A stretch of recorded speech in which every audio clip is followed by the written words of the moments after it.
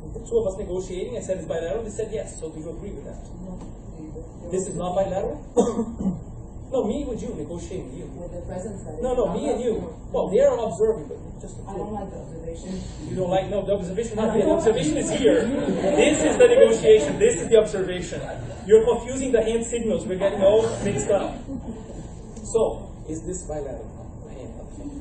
Is this bilateral? I don't know. You and I. Is this a bilateral negotiation?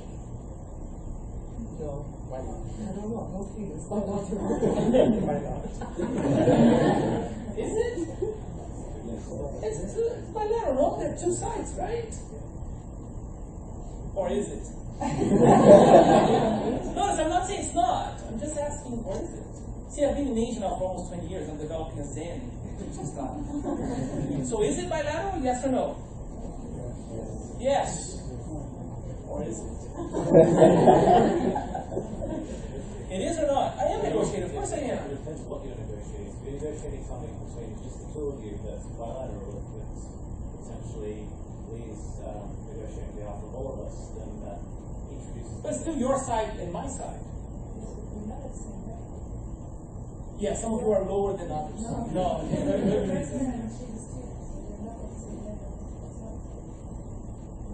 Yeah, she pays my salary, that's true. But I get where you're going. So, but when you talk about levels, I'm talking more about layers, it's bilateral thing. And so the aspect of, so you're correct, I'm not trying to say you, I'm just pushing another part of the conversation, which is, this is bilateral, you're all correct, it was bilateral, the two sides. And yet, what I'm also, when I say, or is it, I'm trying to add another layer on top of it, which is, most people when they go negotiation, because we tend to be very visual, we tend to look at one another and go, bilateral, that's it. What I want you to bring further back home is, and how about these people? And how about these people? Which is what you will bring. Yeah?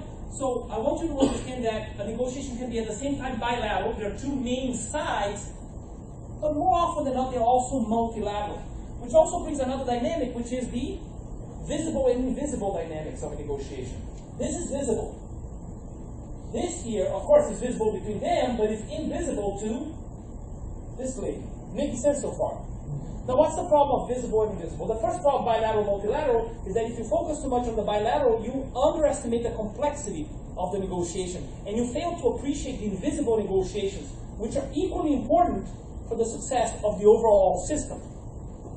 Now, what's the problem with this negotiation being invisible to this lady? Yeah. She will never have perfect information on what went on over here. So when she's making decisions which impact that negotiation, she's making decisions with a lot less information than she would like. Now, what is the problem, maybe more counterintuitive, of the visible negotiation? There's also a problem there. What's the problem? Too little information. Too much noise. See? Which is too much information. The information that's not helpful. Because if someone raises their volume a little bit, does it mean anything? Is it a threat? Is it excitement? Or is it just that the person doesn't know how to modulate sometimes? We don't know. And because it's visible, because we're there, we're seeing all the blood, sweat, and tears, we tend to overestimate the noise and take it into account even more than some real important data from the invisible. So what are we doing in our mental equation? We are overestimating the present data and we're underestimating the absent data, or the invisible that's trying to make some visible. The problem is that because we're creating so much noise in the processing of the data, the chance that we're getting a right or a good enough outcome of that equation is very, very small. And because negotiation is a sequence of decisions, what happens is at the end of the day, we're likely to make bad ones. So what is our task as negotiators? To acknowledge bilateral, multilateral, visible, invisible, and in appreciating all of that, what are we doing? Hopefully reducing, discounting the visible data, and trying to bring a little bit more of the invisible so that the noise is a little bit lesser, and so that as we make several decisions and compound one on the other, we're more likely to be close to target, whatever our PO is. So, that's what I want to talk about awareness. Inside, outside the box, visible, invisible, bilateral, multilateral, negotiation pretty much everywhere, opportunities and risks, process and content. A lot more things to be seen, and that's why we need a little bit of theory to make sense of all of that. So the theory side, diagnostics, this is probably going to be the #1 skill you're going to learn in this course. which is what? Is the ability to go at any one point and say, I am here in the negotiation, or I am here. Because if I'm here, the suggestion to keep moving forward is a stupid suggestion. No move is good per se. The move is only good depending on where you are. If I'm here, move forward is stupid. If I'm here, move forward is a great move. So I want you to have that understanding. And with time, you're not only going to be able to diagnose yourself, you're going to be able to diagnose pretty much everyone in the negotiation. And you will know where your counterparty is, where are you, and how's that dance playing out, so you can keep on making good decisions. Once you know where you are, the second challenge is to figure out what are the different ways forward. What are the different systematic approaches to keep on moving forward? One of the main problems I see negotiators doing is they come in, they might even have an idea where they are in the negotiation map, which I said the process, which is more or less the same every time, the 7 elements we saw before.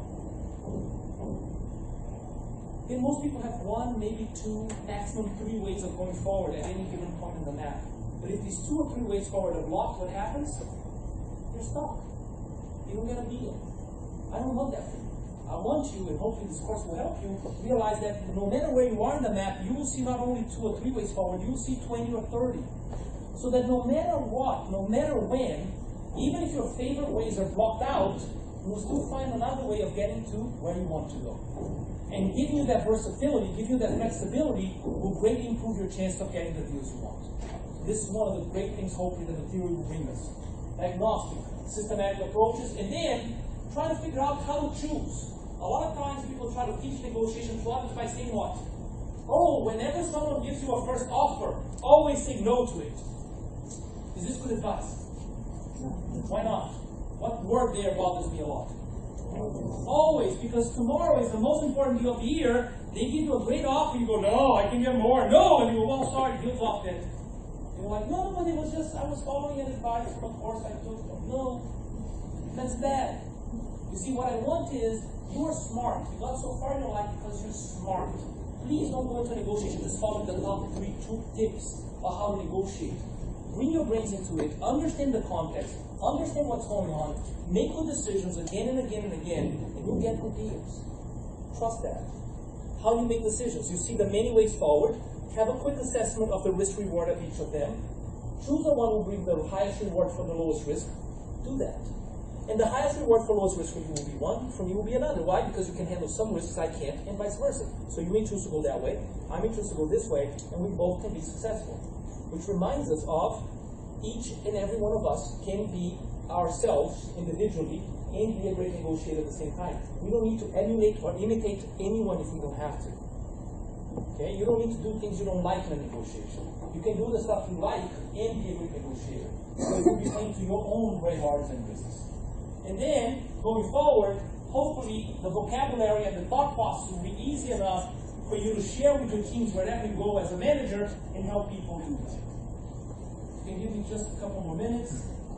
On the practical side, this is the most concrete, most self-evident. The 3 things we're going to work on is preparation. I already mentioned that quite a bit. Every role play, there'll be preparation, there'll be templates. There's a video tutorial for you on the website. The idea is to help you prepare just right. If you have 5 minutes, what do you do? If you have 5 hours, what do you do? If you have 5 months, what do you do? Not too little, not too much. Just right. Then, we're going to try to help you with some best practices.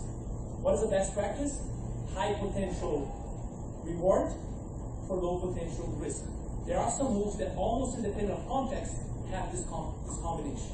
We'll try to share some of those with you so that when you don't know what to do, you can use some of those to help you out. Last but not least,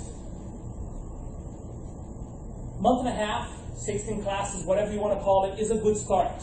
And yet negotiation is a skill, it's not just knowledge.